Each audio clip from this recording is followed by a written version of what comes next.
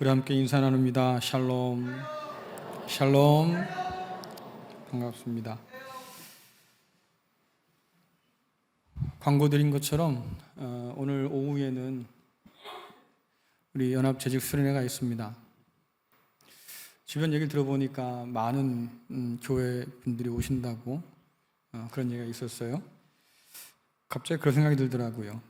제가 아이를 데리고 맛집에 갔는데 옆집 아이도 같이 데려갔거든요. 근데 그 아이는 잘 먹고 우리 애는 안 먹는다고 찡찡거려요. 그럼 제가 기분이 좋겠어요? 나쁘겠어요? 열이 받아요? 안 받아요? 옆집 아이가 잘 먹는 거 좋지요. 내 아이가 못 먹고 자꾸 그러면 속상하잖아요. 잘 차려놨어요, 한상이요. 오늘 오셔서 같이 말씀 들으시고 도전 받으시면 좋겠고요. 참고적으로 말씀드리면 강사분은 제가 우리 한국교회 안에서 손꼽는 몇 분 안에 드는 설교자입니다. 그 정도 말씀드릴게요. 오셔서 들으시고 또 도전 받으시고 결단하시면 좋지 않겠나 생각이 들고, 재직만 오시라고 하지 않았습니다. 다른 분들도 함께 오셔서 말씀 들으면 좋겠고, 참고적으로 식사가 준비되긴 하는데 한 300여 분 준비된다고 그래요. 근데 오셔도 다 못 먹을 것 같아. 뭐 안 먹으면 어때요? 말씀 들었는데 가서 저녁을 맛있게 드시면 되죠. 그렇죠? 그러니까 먹으러 오지 마시고 들으러 오시라고. 자, 우리는 지난 한 주간 동안 나는 그리스도인입니다 라는 주제를 가지고 특별 새벽 기도회로 모였었습니다. 그 특별 새벽 기도회가 진행되는 과정 가운데서 오늘 광고 드린 것처럼 우리 성도들 가운데 몇몇 분이 저희 곁을 떠나게 되었어요. 그들의 장례를 치르면서 많은 분들이 함께 울고 함께 위로해 주었습니다. 우리가 함께 살펴봤던 말씀처럼 도대체 우린 누굴까? 그리스도 예수 안에서 한 몸으로, 한 가족으로, 새 사람으로 부름받은 사람. 그러니까 함께 그 고통에 위로하고 눈물 흘리는 거지요. 그 진리를 다시 확인하는 시간이 아니었을까. 아직 슬픔이 끝나지 않아서 여전히 남아있지만 그래도 우리는 지금까지 해왔던 것처럼 그렇게 서로를 위로하면서 잘 견뎌 나갈 것으로 믿습니다. 이제 오늘 우리가 나눈 말씀은 특별 새벽 기도회를 마침표를 찍는 것 같은 그런 말씀이에요. 예수 그리스도 안에 부름받은 그리스도인은 무엇에 이끌려 살까? 이것이 오늘 드리는 질문입니다. 여러분, 과거가 있고 미래가 있는데 과거와 미래 둘 중 어느 것이 더 강력할까요? 과거와 미래 둘 중에 뭐가 더 강력할까? 뭐가 강력해요? 예? 제 귀가 이쪽이 잘 안 들리나 봐요. 소리가 여기서만 나오는 것 같아. 뭐가 더 강력해요?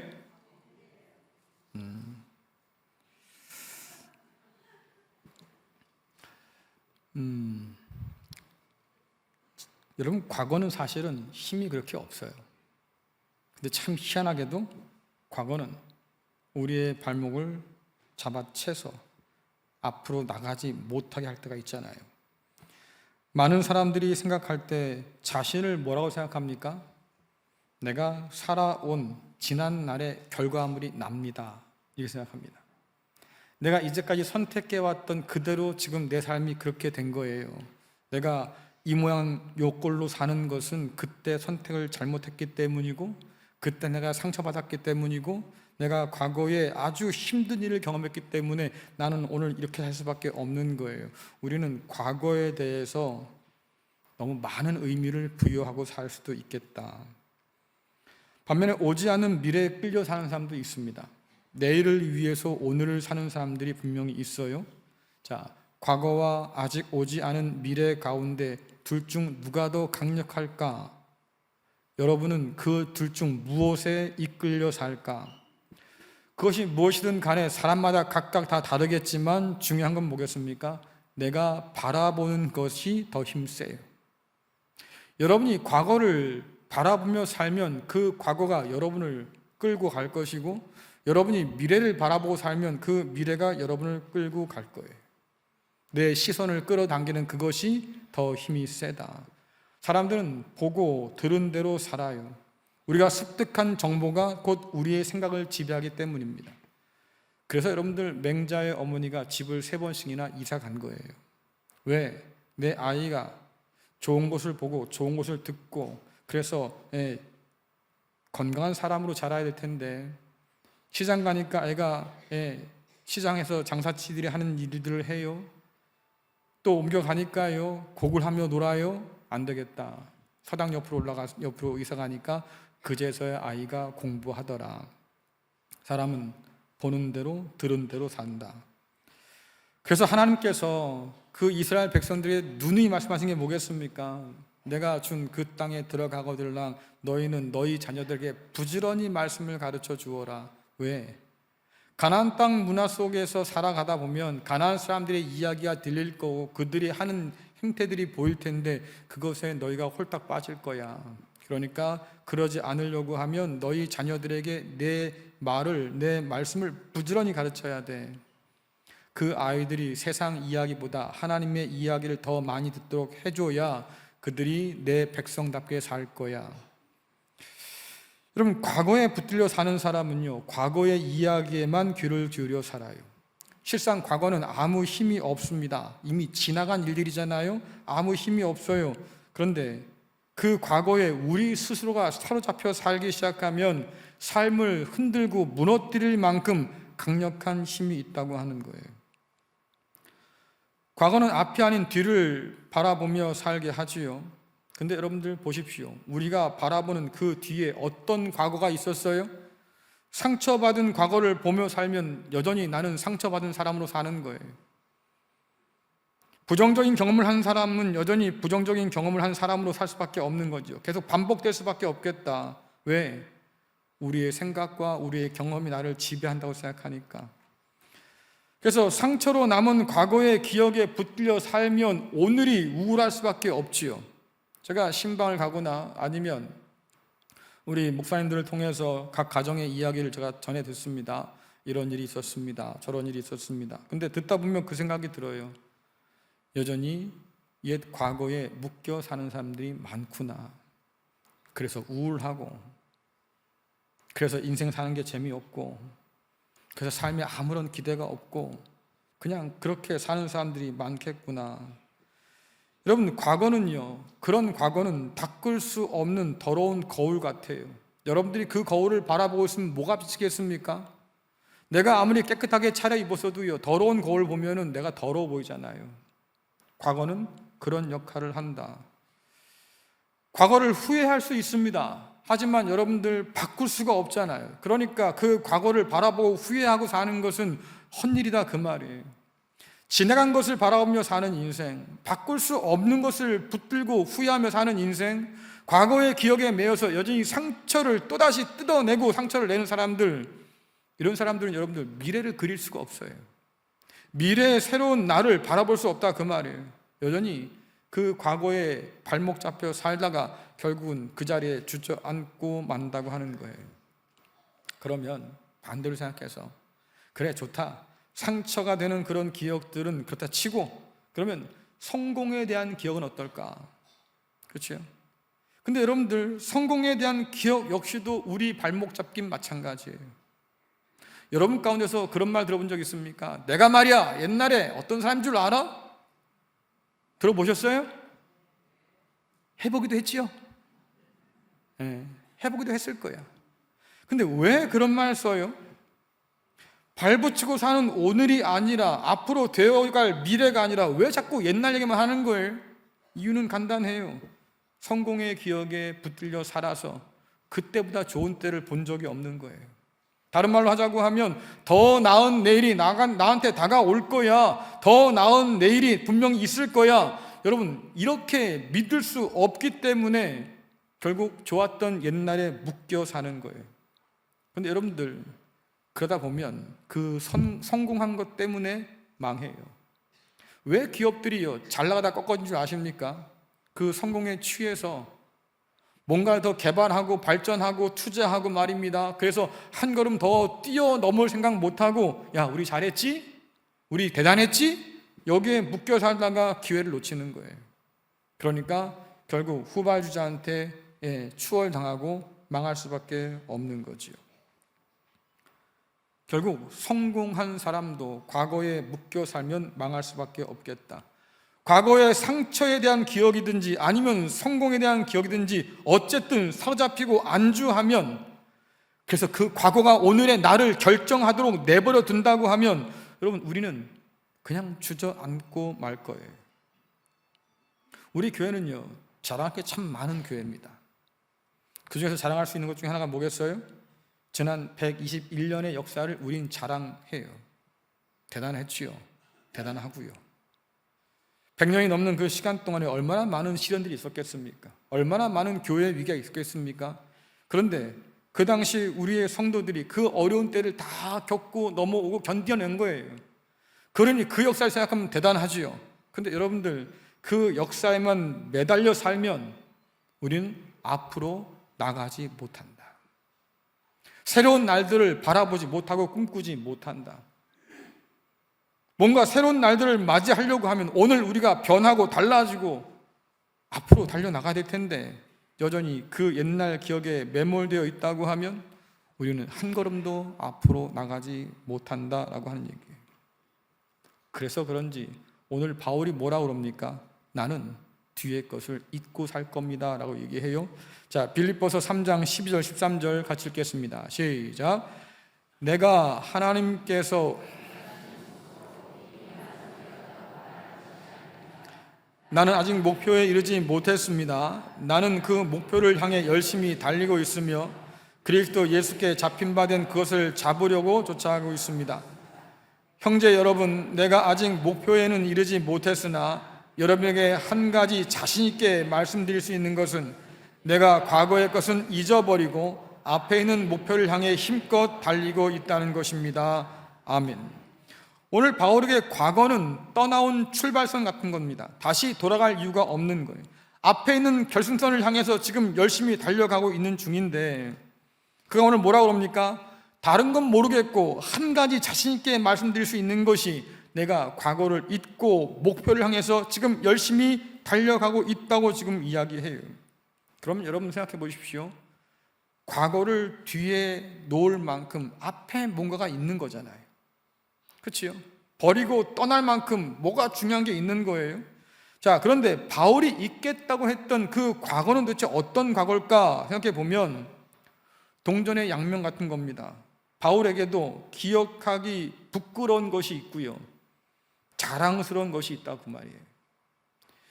무슨 수를 써서라도 지우고 싶은 흑역사 같은 기억이 있는가 하면 돌에 새겨서라도 남기고 싶은 분명히 성공한 기억이 있다 그 말이죠.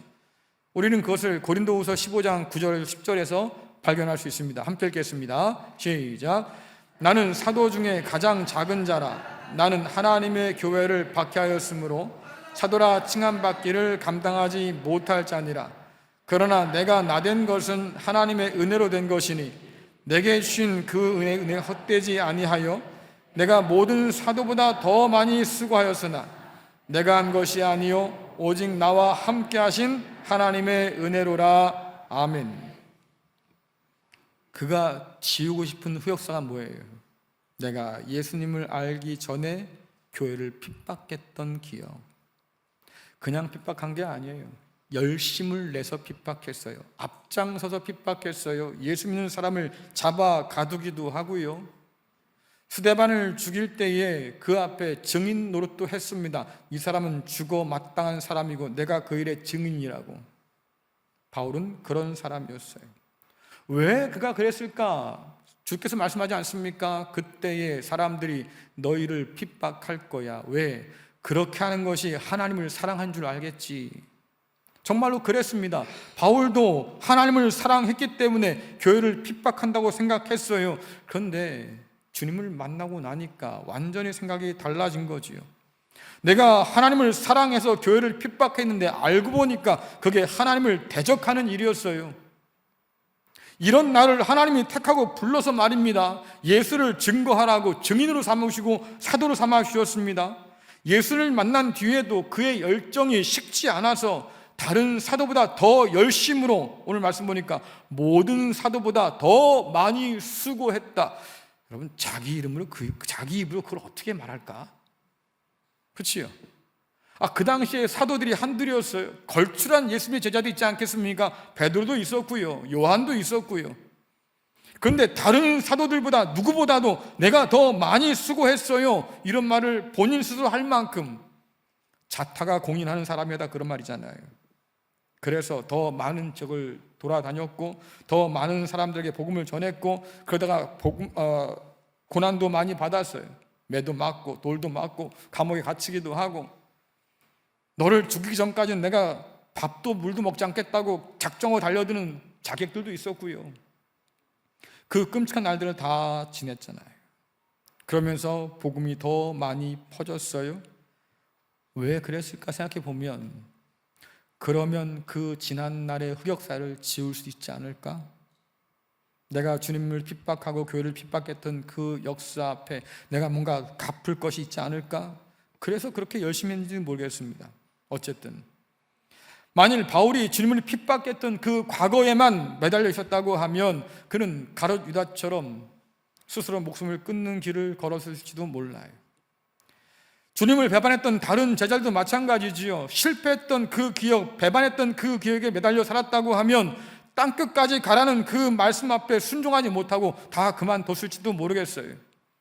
다시 돌아가서 낚시하고 금을 던졌던 것처럼 말입니다. 물고기나 잡았겠지. 그런데 그들이 그러지 않았다는 거 아니겠어요? 내가 너를 용서한다, 다시 내 제자로 살아라, 그 주님 부르심에 응답해서 그들이 땅끝까지 가고 목숨까지 내어 걸었어요. 바울이 성공적인 사역에 붙들려 살았다고 하면, 내가 이만큼 일어났습니다라고 했던 것을 기억한다고 하면 아마도 오늘 이 모든 것이 다 주님의 은혜입니다라고 고백하지 못했을 것이고, 그리고 뒤에 것을 잊겠다는 결심 따위는 하지 않았을 거예요. 내가 이뤄놓은 일이 얼마나 대단한데 이걸 놓겠습니까? 그거 붙들고 그거 끌어안고 살았을 거라고요. 명예를 누리면서 말이죠. 그런데 오늘 바울이 뭐라고 그래요? 그것이 내 흑역사든 아니면 성공의 기억이든 관계없습니다. 나는 그 과거에 발목 잡히지 않겠습니다. 다 내려놓겠습니다 라고 얘기해요. 그리고 하는 말이 뭐예요? 앞으로 난 달려갈 겁니다. 뒤는 돌아보지도 않을 거예요. 여러분, 바울이 지난 과거를 잊고 앞으로 달려가기로 한 그 동기가 뭘까? 몇 가지를 볼 수 있겠는데, 첫 번째가 뭐냐면 하나님께서 행하신 새 일을 그가 믿었기 때문이에요. 하나님의 새 일이라고 하는 것은 언제나 구원 사건과 연결되어 있습니다. 그래서 바벨론 포로기 때 하나님께서 이사야에게 주셨던 말씀이 뭐냐면, 보라, 내가 이제 새 일을 행할 것이다. 이전 일은 생각도 나지 않을 거야. 그럼 그 이전 일이 뭐겠어요? 애굽에서 그 백성을 건져낸 그 사건이 기억조차 나지 않을 만큼 내가 대단한 일을 할 건데, 바벨론 손에서 너희를 내가 건져낼 거야. 그러니까 여러분, 새 일은 언제나 하나님께서 행하시는 구원의 놀라운 역사예요. 그런데 이제는 주님께서 말씀하십니다. 내가 새 일을 행할 거야. 어떤 일인데요? 그리스도 예수를 통해서 우리를 구원하시는 놀라운 구원 역사를 만들어낼 거야. 너희를 죄에서, 사망에서, 사단의 권세 안에서 건져내서 이제는 새로운 피조물로 살도록 만들어 줄 거다. 그래서 이전 것은 다 지나갔으니 보라, 새 것이 되었다라고 말하고 있는 거예요. 여러분들, 바울이 말하는 그 지나간 이전의 삶이 도대체 뭘까 보면요, 그가 기록한 편지에서 몇 가지 찾을 수 있는데, 첫 번째가 어린 아이의 일을 버렸다 그랬어요. 그렇죠? 내가 이제 그리스도 예수를 알아서 장성한 사람이 되어서 어린 아이의 일을 버렸다. 더는 보채지 않는다, 그 말이에요.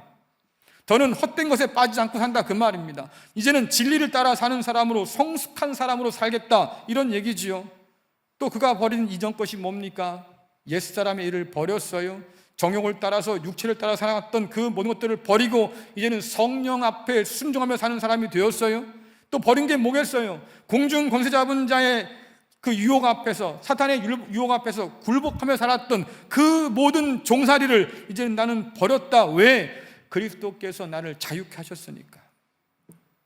그 모든 것을 다 건져내셔서 이제는 우리가 새로운 피조물이 되도록 만들어 주셨으니까 더는 그 이전의 악한 일에 매일 필요 없고 자유를 얻게 되었다, 그 말이에요. 하나님께서 그 아들의 피로 값주고 우리를 구속하셨으니까 여러분, 다른 뭔가가 우리를 뺏어갈 게 없다, 그 말입니다. 하나님의 손 안에서 우리를 뺏을 자가 없어요. 하나님이 우리의 아버지가 되시고 우리의 하나님이 되어 주셔서 우리를 자유케 하셨다. 성경이 우리에게 지난 날을 자꾸 기억하라고 하는 것은 그래서 내가 옛날에 어떤 사람인지를 자꾸 곱씹으라는 얘기가 아니고요, 그런 나를 깨끗하게 하신 하나님을 기억하라고 하는 얘기예요. 이전 것은 지나갔고 이제 새 것이 되었습니다. 여러분, 믿으십니까? 믿으셔요? 아닐걸요? 아닐걸요? 여러분 믿는다면 이러지는 않을 거예요. 우린 믿는다고 말하지만 아직도 이게 믿어지지가 않는 거죠. 과연 내가 새 것이 되었을까? 과연 내가 새로운 피조물이 되었을까? 믿지 못하니까 과거에 묶여 사는 거예요. 그 상처에, 그 사건에, 그 어두운 기억에. 그래서 여전히 우울하고 여전히 자신은 불행하다 말하고 그 큰 사랑을 받고도 자신은 사랑을 받지 못하고 살았다고 얘기하고. 예수 안에서 바뀐 게 뭐냐면, 여러분들 사랑받지 못하고 살 수 있지요? 그렇잖아요. 여러분의 부모가 여러분을 학대할 수도 있고, 살아오면서 말입니다, 여러분의 선생님이 여러분을 학대할 수도 있겠고, 그래요. 사랑받지 못하고 살 수도 있어. 근데 그리스도 예수를 만난 다음부터 깨달아지는 게 뭐겠습니까? 그 모든 걸 다 상쇄하고도 남을 만큼 충만한 사랑이 우리에게 부어졌다고 성경은 말하니, 예수를 만난 다음부터는 말이 바뀌어야지요. 나는요, 사랑받고 살고 있어요. 근데 그 고백이 잘 안 나와요. 믿기지가 않거든, 이 사랑이. 그러니까 말은 해. 교회 오니까 다 사람들이 사랑받는데, 다 사랑했대. 우리 하나님 날 사랑하신대. 아, 그렇구나. 근데 믿겨지지가 않아. 그러니까 여전히 사랑받지 못해서 말라 비틀어지는 사람처럼 우리는 그렇게 살아가고 있는 거예요. 근데 성경은 분명히 타협 없이 우리에게 말해줍니다. 이전 것은 지나갔어요. 여러분의 과거는 지나갔어요. 과거의 그 모든 것들이 다 지나갔어요. 이젠 여러분은 그리스도 예수 안에서 새 사람이 된 것을 믿으실 간절히 축원합니다. 그러면 생각이 달라져요. 생각이 달라진다고. 너는 별것 아니야 라고 말하는 세상 것에 마음 뺏기지 않고 너야말로 내게 귀한 자녀야 말씀하시는 하나님의 음성에 귀를 기울여야 될 텐데, 그 사랑이 내 마음 가운데 확신이 들기 시작하면요, 내 영혼이 꽃피기 시작한다고요. 내 마음 가운데 생수가 쏟아지기 시작한다고요. 내 삶의 말입니다, 담담이 생기기 시작한다고요. 누가 뭐라고 그러겠어요? 하나님 나를 사랑하신다고 하는데. 이 배짱 가지고 살 수 있는 것이 바로 복음 안에서 우리에게 주시는 놀라운 역사예요. 우린 이미 새 것이 되었다고 말하잖아요. 그래서 여러분들이 이미지 트레이닝을 좀 하셔야 돼요. 우리가 여러분들이 시작이 절반이라고 하잖아요. 시작하면 벌써 이만큼 왔다고 생각하는 건데, 우리는 이미와 아직 사이에 놓여 있습니다. 이미 하나님께서 우리를 새롭게 만드셨고 마침내 우리를 완전하게 만드실 그날이 올 텐데, 우리는 그 사이를 살고 있는 거지요. 오늘 바울이 말한 것처럼 우리는 그 사이를 지금 경주하는 사람이 좀 뛰어가고 있는데 말입니다. 여러분, 결승선에까지 그 테이프를 끊기 위해서 죽어라 뛴다, 그 말이에요. 근데 이런 사람들이 마음 가운데 뭔가를 이미지를 만들어 가요. 여러분, 출발선상에서 딱 준비하고 있는 사람 마음엔 어떤 기대가 있겠습니까? 내가 반드시 저 결승선을 1등으로 끊을 거야. 그렇죠? 그런 생각을 마음에 품고 달릴 준비하고 달려가잖아요. 예? 달려가면서 아유 텄어, 무슨 내가 1등 되겠어, 이런 맥 빠지지, 힘이 안 생기지요. 하지만 내가 이길 거야, 그 테이프를 마지막으로 내가 끊을 거야, 죽어라 달려가는 사람들은요, 그래요, 속도가 붙기 시작하지요. 그려라 그 말이에요. 믿어지지 않거들랑 머릿속에 한번 그려봐라 그 말이죠. 운동선수들이 많이 하는 게 뭡니까? 이미지 트레이닝 하지 않습니까? 싸울 때, 경기가 있을 때 상대방을 누군지 알잖아요. 이 사람은 장점 뭐고 단점 뭐야, 이미 다 파악해요. 그러면 머릿속에서 수없이 한번 만들어 보는 거예요. 이 사람이 그런 장점을 가지고 나한테 도전해 오면 나는 이것을 어떻게 극복할까?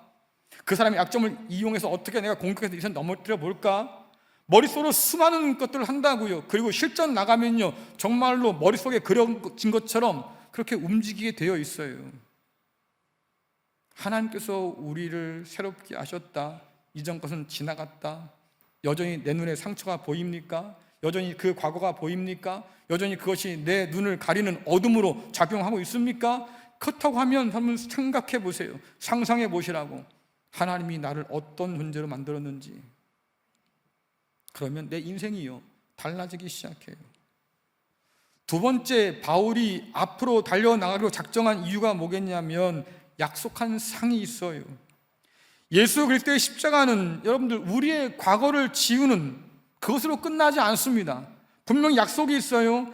그리스도 안에서 새로운 피조물이 된 우리가 하나님 앞에 받을 상이 있다고 분명히 말씀하는데, 하나님께서 우리에게 상을 주신다.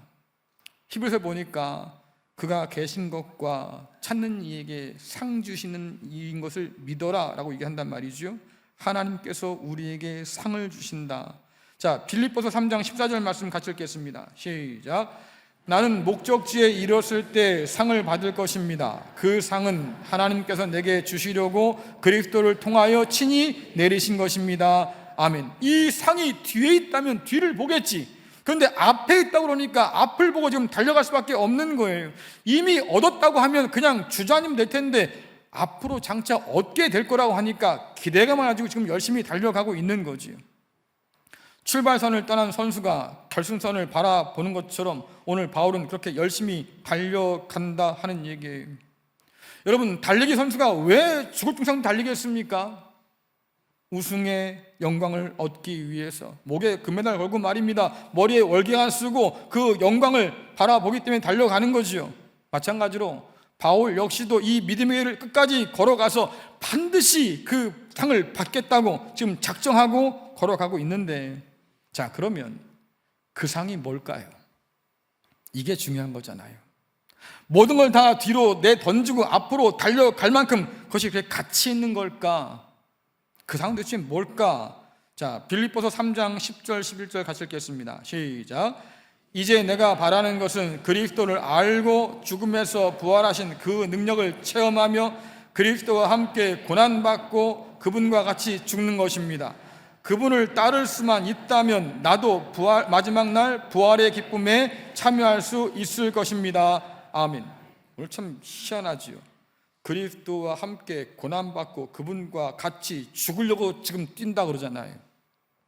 못하러 뛰어요. 내가 죽을 동상도 뛰어가지고 말입니다. 우승을 차지하겠습니다. 그러면 뛸만 해. 근데 뭐라고 그래요? 죽으려고 뛴대요. 고난 받으려고 뛴대요. 그렇잖아요. 여러분, 그러면 뛸만 나겠어요? 뛰어봐야 죽는다는데, 뛰어봐야 고난이라는데, 그 길을 못하러 가려고 그렇게 길을 쓰냐 그 말이에요. 그게 목적이 아니라 그 말이죠. 그걸 통해서 얻을 수 있는 뭔가가 있는데, 우리가 읽은 11절 말씀에 그렇게 함으로써 내가 주님을 따를 수만 있다면, 주님께서 십자가의 길을 먼저 가셨고 그 길로 따라오라 부르셨는데 주님께서 걸어가신 그 길을 따라서 나도 그분과 함께 고난받고 그분처럼 그 십자가의 고난 가운데 죽을 수 있다고 하면, 그래서 꿈꾸는 게 뭡니까? 마지막 날 주님께서 부활하신 것처럼 나도 그렇게 부활의 기쁨에 참여할 수 있다고 하면 나는 이 길을 포기하지 않겠다라고 얘기하는 거예요. 이 상은 오직 예수께서 걸어가신 십자가의 길을 뒤따라 걷는 사람에게만 주어질 상이에요. 보다 더 구체적으로 말씀드리자고 하면 주님께서 오시는 그 마지막 날에 부활의 기쁨 가운데 함께 참여하는 것. 다른 사람 다 부활하고 나만 부활하지 않아서 이게 아니고, 주님께서 부활하신 그 부활 가운데 함께 참여해서 나도 부활한 사람으로 나타나는 것. 바울은 이미 읽은 12절에서 뭐라고 말씀하십니까? 하나님이 원하시는 모습으로 완성될 날이다라고 얘기해요. 주님께서 다시 오실 그날 우리가 부활할 터인데 그 부활은 뭘 원하는 무엇을 목적하는 겁니까? 하나님이 원하시는 모습으로 우리를 완성시킨다 그 말이에요. 그러니까 부활은 그냥 다시 사는 게 아니고요, 하나님이 원하시는 모습으로 완성되는 것이 부활이에요. 그래서 하나님이 원하시는 게 도대체 뭘까라고 하는데, 여러분 빌립보서 3장 20절 21절 같이 읽겠습니다. 시작. 그러나 우리의 시민권은 하늘에 있습니다. 우리 구주 예수 그리스도께서 하늘로부터 다시 오시는 날을 우리는 기다립니다. 그분은 우리의 죽을 몸을 변화시키셔서 그분의 영광스러운 몸과 같이 바꾸어 주실 것입니다. 모든 만물을 다스리시는 그분의 능력이 우리를 변화시킬 것입니다. 아멘. 하나님께서 원하시는 모습이 뭐냐라고 하니까 그리스도 예수의 몸과 같이 영광스럽게 우리가 변화하는 것, 그것이 우리가 그리스도 예수 앞에서 기대할 유일한 상이라고 지금 이야기하고 있는 거고, 하나님께서는 그리스도 통해서 그것을 우리에게 허락해 주셨다고 말씀하고 있는 거예요. 그러니까 주님을 따라서 걷다 보면 우리가 부활에 이르게 될 것인데, 그냥 부활이 아니고 주님의 영광스러운 몸처럼 우리가 변화될 날이 온다고 하는 거예요. 중요한 것은요, 우리보다도 하나님이 이걸 더 원했어요. 그렇죠? 여러분 성경 잘 보세요. 하나님, 우리가 예수님처럼 되기 원하니까 예수님을 제발 좀 보내주세요, 우리가 기도했나요? 아니요. 우리에게 아들을 먼저 보내신 분은 하나님이셔요. 무엇을 위해서? 너를 내 아들처럼 만들어 줄 거야, 그 목적 하나를 가지고 예수를 우리에게 보내주셨어요. 그 피로 값져서 우리를 사셨어요. 그래서 이 놀라운 소망을 허락해 주셨어요. 누가 더 원하는 거예요? 하나님이 더 간절히 원하는 거예요. 여쭤볼게요. 여러분은요 원해요? 여러분들이 신년을 시작하면서 기도 제목도 적어냈을 겁니다. 뭘 썼어요? 내가 주님 더 닮기를 원합니다. 올 한 해 2024년 내가 하나님께 더 가까이 나가길 원하고, 하나님이 주신 이 부활의 놀라운 소망을 품고 말입니다, 내가 믿음 가운데 담대히 살아가겠습니다. 여러분 이렇게 기도 제목 써낸 적 있어요? 없을걸요. 올 한 해 어렵다는데 제발 로또 맞게 해주세요. 우리 남편 이번에 승진해야 되는데 하나님 제발 길 좀 열어주세요. 우리 애가 사업을 시작했는데 잘 돼야 될 텐데 하나님 복을 아주 그냥 상태로 그냥 퍼주세요. 이런 걸 할 수 있어. 그런데 여러분 마음 가운데 내가 그리스도 예수의 부활에 참여하기를 원합니다, 내가 그날에 그 앞에 서기를 원합니다, 내가 그리스도 예수를 닮아서 그렇게 성장하기를 원합니다, 이런 제목 내본 적 있냐고요? 없을 거예요. 그러면 바울은 모든 걸 다 뒤로 하고 앞으로 달려가서 이것을 붙들 만큼 이게 그렇게 가치 있고 귀하다고 하는데, 여러분 우리는 왜 그러지 못할까요? 왜 우리는 그게 안 될까요? 왜 이것이 우리의 유일한 소망이 아닐까요? 믿지 못해서 그래요. 기다리지 않잖아요. 많은 사람들이 이 약속을 받고 말입니다, 뭐라고 그러는지 아십니까? 허무맹랑하다. 그래서 기대하지 못하는 거예요. 그럴 리가 없어. 그러니까 꿈꾸지도 않는 거지요. 그러니 여전히 우리는 이 소망에도 불구하고 뒤를 돌아보고 살아요. 하나님이 그렇게 간절히 원하셔서 아들까지 아끼지 않고 내어주셨다고 성경은 말하고, 그 아들의 피로 우리를 값주고 사셨다고 말하는데도 불구하고 우리는 믿지를 못해요. 무슨 증거가 더 필요합니까? 하나님께서 나를 새 피조물로 만들어줬다고 하는 이 말씀을 증거할 수 있는 유일한 분이 그리스도 예수신데 무슨 증거가 더 필요해요? 그래요, 한번 물어봅시다. 하나님은 우리를 그렇게 하나님의 자녀로 그리스도 예수와 같은 사람으로 만들어 놓기 위해서 아들까지 앙창고 내어주셨는데요, 여러분들은 뭘 드릴 건데요? 여러분 그 하나님께 뭘 드릴 거예요? 드릴 마음은 있고요, 뭔가 얻을 마음은 있어요. 주세요 하나님, 말은 하는데 드릴 마음은 있냐고요. 주님, 내가 그날에 이르기까지 내 삶을 주님께 드리겠습니다. 하나님께서 원하시는 그 모습으로 내가 변화되기까지 이 믿음의 길을 떠나지 않겠습니다. 여러분, 이런 다짐을 가지고 오늘 살고 있냐 그 말이에요. 성경 분명히 약속합니다. 우리가 주님과 같이 영화롭고 영광스러운 몸으로 반드시 변화될 것이다 말씀하셔요. 왜? 하나님께서 그렇게 하실 거니까. 우리를 위해서 사람 되오신 주님께서 우리를 주와 같은 몸으로 변화시킬 거라고 분명히 말씀하셨으니까. 아직 결승선에 도착한 것이 아니어서 우리가 달려갈 게 남아 있겠지만 때로 거기까지 가기까지 말입니다. 숨이 턱까지 올라와서 말입니다. 그냥 주저앉고 싶다, 포기하고 싶다, 그런 생각이 굴뚝까지 들기도 하겠지만, 그러나 정말로 그것을 간절히 원한다고 하면 달려가야죠. 그 상을 얻기까지 여러분들 계속 달려가야죠. 분명한 건 뭐냐면 달려가면 달려갈수록 그날은 가까이 와요.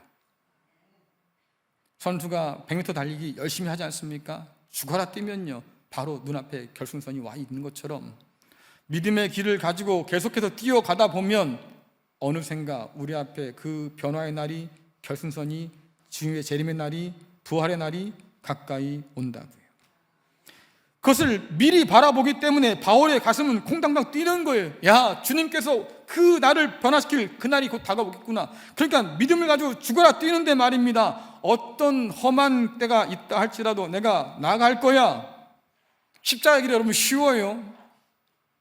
그 길을 내게 허락되었을 때 고난까지 내가 감당할 거야. 그리스도 예수의 제자로서 내가 말이지 대가를 치르며 살 거야. 왜? 그 길만이 주님을 따르는 길이고 그 길만이 주님을 닮는 길이고 그 길을 걸어야만이 주님처럼 영화로운 몸을 얻을 수 있기 때문에. 그러니 타협할 수도 없고 포기할 수도 없는 길이라 그 말이겠죠. 오늘 한번 여러분 생각해 보세요. 2024년을 여러분이 살아가는데 나는 무엇을 가지고 움직이고 있습니까? 내 삶을 움직이는 동기가 뭐예요? 아마 우리 중에 누군가는 아직도 지나간 그 과거에 붙들려 살 거예요. 그리스도 예수 안에서 부름 받았을 때 이미 이전 것 다 지나갔다고, 우리의 모든 건 다 값을 치렀다고, 그러니 너는 자유라고 말씀하시고 너는 새로운 피조물이 되었다고 말씀하시는데도 불구하고 여전히 우리는 과거에 발목 잡혀 살 거다 그 말이에요. 왜? 믿지 못하고 두렵기 때문이에요. 여러분 전설의 고향 보시면 그렇죠? 꼭 뭐 얘기하잖아. 갈 때 절대로 뒤돌아보면 안 돼. 왜? 그렇죠? 뒤돌아보지 않고 곧장 가면 아무 일이 안 생겨. 근데 드라마가 되려니까 꼭 뒤를 돌아보게 돼. 그렇죠? 그래서 꼭 사달이 나. 왜 뒤를 돌아보게 될까요? 뒤보다는 앞이 더 무서운 거예요. 뒤는 내가 걸어왔잖아. 내가 지나왔잖아요. 뭐가 있는지 알고 뭐가 없는지 알잖아요. 봤잖아. 근데 앞에는 뭐가 있는지 모르지요. 그러니까 자꾸 뒤를 돌아보고 걷는 거예요. 근데 오늘 뭐라고 말씀합니까? 하나님께서는 뒤돌아보지 말아라. 앞에 것을 바라보고 살아라. 이것이 하나님께서 우리에게 주신 명령이에요. 어떤 분들은요 여전히 세상 일에만 매달려서 오늘만 살 것처럼 사는 분도 분명히 있을 겁니다. 내일은 몰라. 그거 어떻게 알아? 그냥 오늘만 살 거야. 오늘만 살 거야. 근데 바울이 뭐라고 하냐면 오늘만 사는 그 사람들의 끝이 어딘지 한번 보라고 한 거지요. 자, 빌립보서 3장 19절 말씀 읽겠습니다. 시작. 그들의 삶은